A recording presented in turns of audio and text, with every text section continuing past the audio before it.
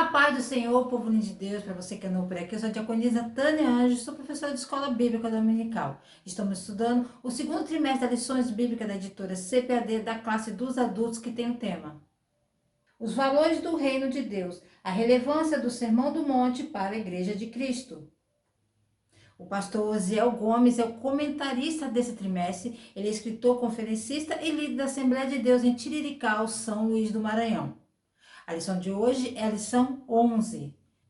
Sendo cautelosos nas opiniões. Não julgueis e não sereis julgados. Quem já ouviu isso antes? É um versículo bem conhecido da Bíblia. É um ditado bem conhecido de Jesus. Não julgue para que você não seja julgado também. Mas o que isso realmente significa? Sabia que esse versículo confundiu as pessoas ao longo dos séculos? Isso significa que não devemos ter tribunais, advogados e juízes? Isso significa que devemos deixar algo acontecer e nunca chamar ninguém para prestar contas? Se por um lado esse versículo confundiu muitas pessoas quanto ao que ele significa, por outro lado, esse versículo também tem sido usado e citado muito, geralmente bastante fora do contexto, e usado por pessoas para impedir que outras passem julgamento sobre eles e suas ações. Tenho certeza que não sou a primeira nem a única pessoa que teve esse versículo citado quando expressei algum tipo de opinião. Então Jesus está nos dizendo que não podemos fazer nenhum julgamento, sem escolha, sem formar juízo de valor, nem mesmo ter uma opinião sobre várias coisas.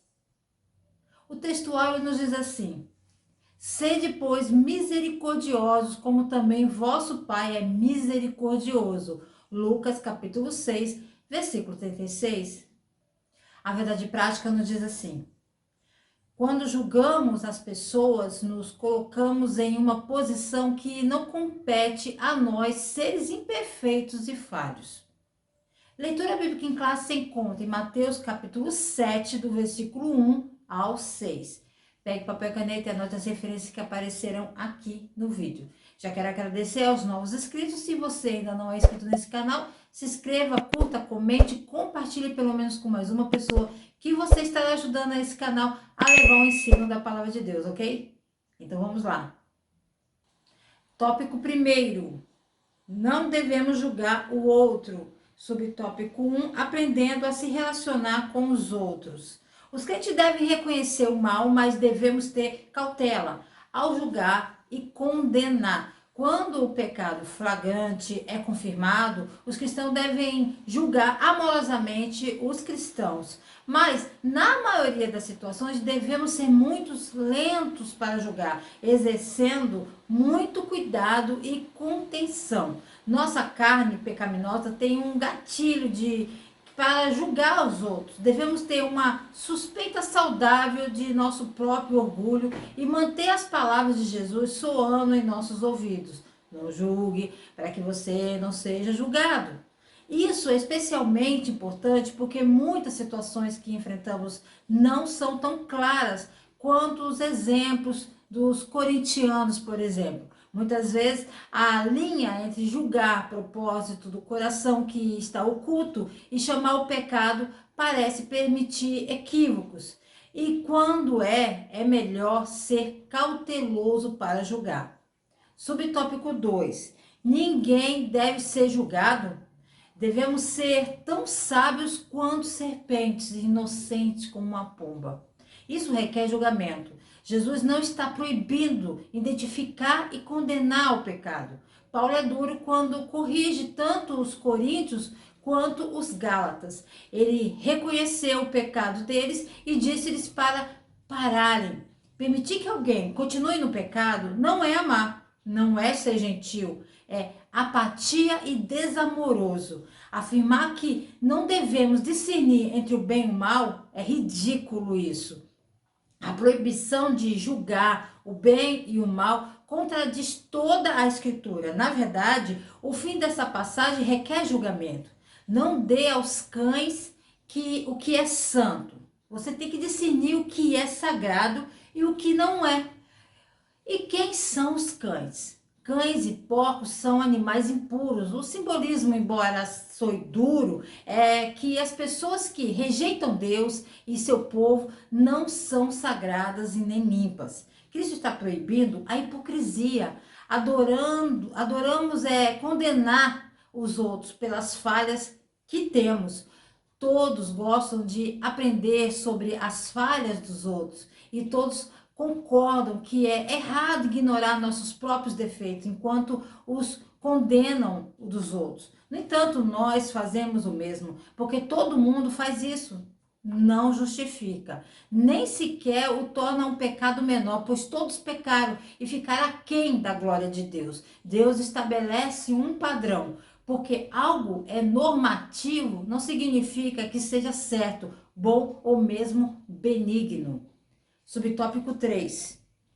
O julgamento defendido por Jesus.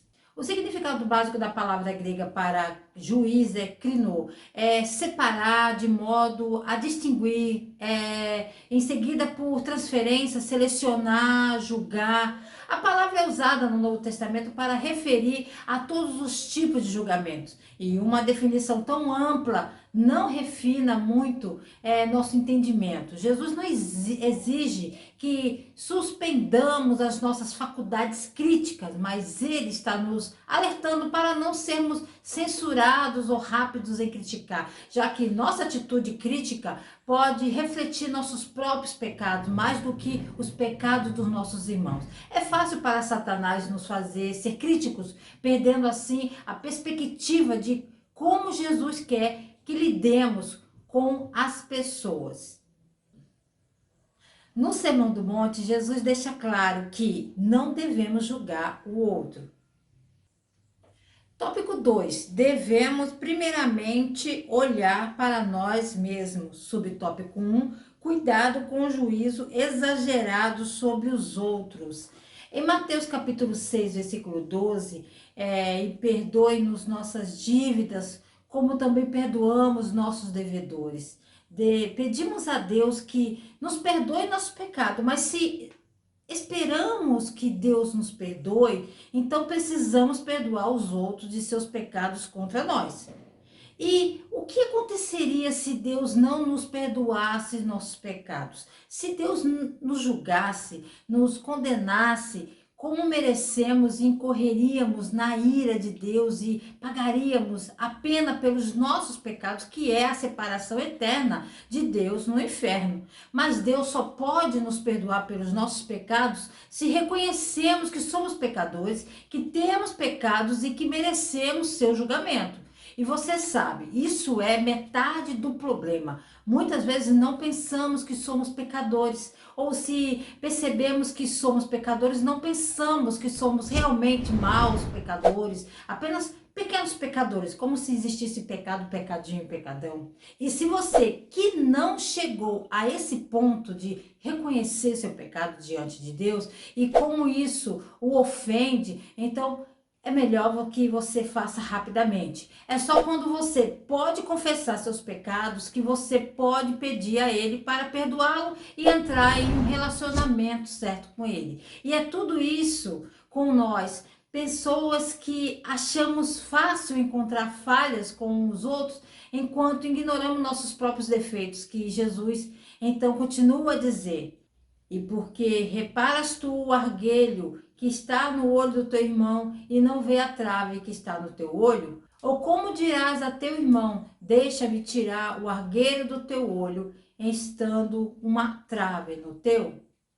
Você vê que o maior problema em julgar é que somos cegos para os nossos próprios defeitos, enquanto as falhas dos outros são bem claras para nós. Somos rápidos em acusar os outros de seus problemas, e problemas sem ver como nossos próprios.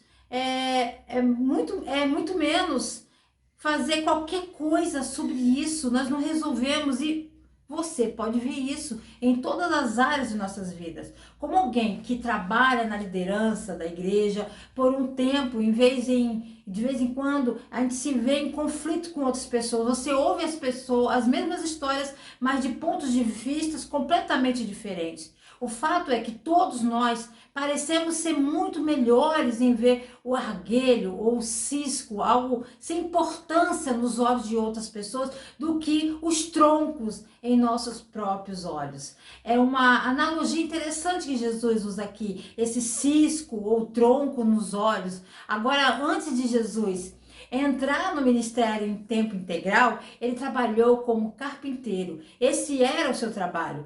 E essa trave, ou cisco aqui, é provavelmente aquela serragem que está sempre nas lojas dos carpinteiros. É um pequeno pedaço de serragem, era muito fácil de entrar em seu olho e é muito difícil para alguém ver, você fica sopra, sopra. No entanto, parece que somos tão bons em notar o cisco no olho do outro, não é? Jesus contrasta isso com o tronco em nossos próprios olhos. Troncos são outra coisa que você encontra nas lojas de carpinteiro, mas é muito difícil conseguir um tronco em seu olho, não é?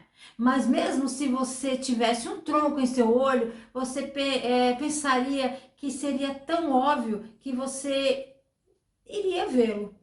Bem, o problema é que tendemos a ver as pequenas falhas de outras pessoas sem ver os grandes defeitos em nós mesmos. Então, o que vamos fazer? Bem, Jesus nos diz isso no versículo 5. Subtópico 2. A inconsistência dos que possuem espírito de crítica. A primeira coisa a notar é que Jesus não está dizendo que você nunca fará um julgamento, resolução ou pronuncia uma opinião bíblica verdadeira. Somos chamados a fazer julgamentos o tempo todo em nossas vidas, enquanto seguimos fielmente e de perto Jesus. Somos chamados a testar os espíritos para ver se são de Deus. Somos chamados a fazer avaliações quando o tipo de fruta que as pessoas estão produzindo. Mais tarde nesse capítulo, Jesus diz assim: por seus frutos você vai reconhecê-los. Aqui Jesus está falando em não exercer um coração e vida de crítica e julgamento consistente e contraste em relação às relações externas dos outros. Os fariseus e os escribas se destacaram nisso, e muitas vezes assim como o chamado povo religioso de hoje. Nós também. Quando você está ocupado julgando as atitudes ou ações de outros, você está exercitando um coração de julgamento em vez de perdão. Os seres humanos não podem ver os corações dos outros como Jesus e o Pai podem. Jesus ainda amava os outros tendo a capacidade completa de ver em seus corações. O homem só é capaz de ver as ações externas e não o coração de outra pessoa. Subtópico 3. O que fazer para não julgarmos precipitadamente os outros? Gálatas 6:1.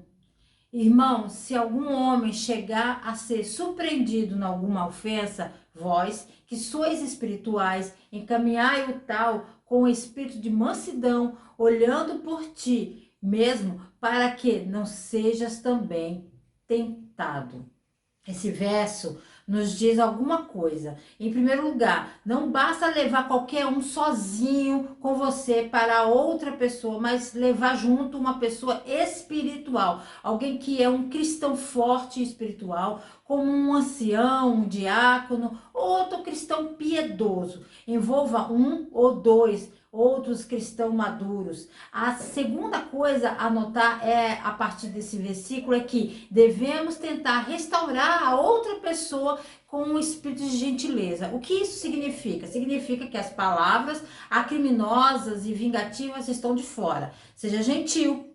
Cuidado com palavras nos dias de hoje, com WhatsApp. É muito fácil enviar um WhatsApp com palavras inflamatórias e desconfortantes, talvez porque não estamos cara a cara com a pessoa, parece ser fácil realmente enviar essas mensagens desagradáveis. A pessoa do outro lado do WhatsApp também tem sentimentos, e se você está chateado com algo lido ou relido no seu WhatsApp, antes de enviá-lo, às vezes podemos estar certos, mas expressamos nossas preocupações de todas as maneiras erradas. Como diz em Gálatas, precisamos restaurar a outra pessoa em um espírito de mansidão, de gentileza. Jesus está falando sobre a vida do reino dos céus, a vida de acordo com a vontade perfeita de Deus. A atmosfera no reino de Deus é como Jesus disse no início do Sermão do Monte, se caracteriza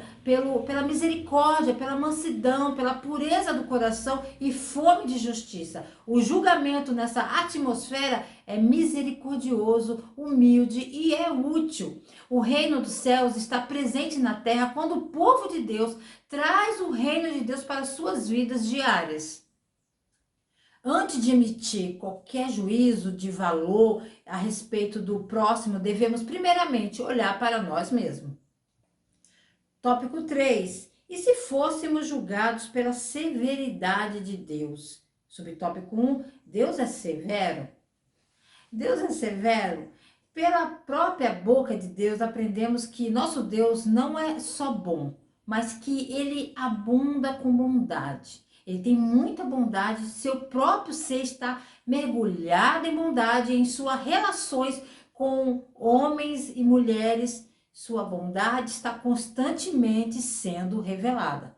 Muitos anos depois, um dos salmistas declarou: ele ama a justiça e o juízo, a terra está cheia da bondade do Senhor. Salmo 33, versículo 5. Pessoas profanas, imorais e sem Deus recebem muitas bênçãos nesta vida, juntamente com crentes orando e de coração terno. A diferença é que os cristãos sabem a quem agradecer e os sem Deus tomam as bênçãos de Deus como garantidas. Algumas pessoas assumem erroneamente que porque Deus é bom e quer coisas boas para as pessoas, isso significa que ele nunca traria nada negativo na vida de ninguém. Isso leva à pergunta como: por que um bom Deus mandaria alguém para o inferno? Ou porque ele disciplinaria o seu filho? Ou porque a frase a ira de Deus está mesmo na Bíblia? Ou porque o livro do Apocalipse é tão violento? Essas perguntas pressupõem nossa própria visão de como achamos que Deus deveria ser. Em vez de sermos feitos à imagem de Deus, adoraríamos refazer Deus à imagem de como achamos que ele deveria ser, o que é toda bondade e nenhuma dureza. Paulo sabia que os cristãos podiam, aí às vezes confundiam a bondade de Deus com a cautela, e assim ele escreveu essas palavras: considera, pois, a bondade e a severidade de Deus para com os que caíram, severidade, mas para contigo benignidade, se permaneceres na sua benignidade, de outras maneiras também tu serás cortado. É importante saber o contexto em que ele escreve isso. Paulo tem falado sobre Israel e que como galhos de uma oliveira eles foram quebrados para que os gentios pudessem ser enxertados nessa árvore. Mas o apóstolo não quer que esses novos crentes se orgulhem demais disso, ou tão seguros, fiquem tão seguros que eles assumem que podem levar vidas ímpias e ainda tem uma esperança de viver com Deus no céu eternamente. Então, ele nos adverte a considerar dois aspectos de Deus: sua bondade e a sua severidade. É importante que vejamos que o fazer esse contraste, Paulo não está sugerindo que Deus tem duas naturezas opostas dentro dele. Bondade e rigor não são opostos. O oposto da bondade é a maldade. Deus não é bom e ruim. Paulo nos diz assim: considere a bondade e a severidade de Deus. A severidade é simplesmente diferente da bondade. Ambos podem coexistir na mesma pessoa e em Deus, que é precisamente o caso.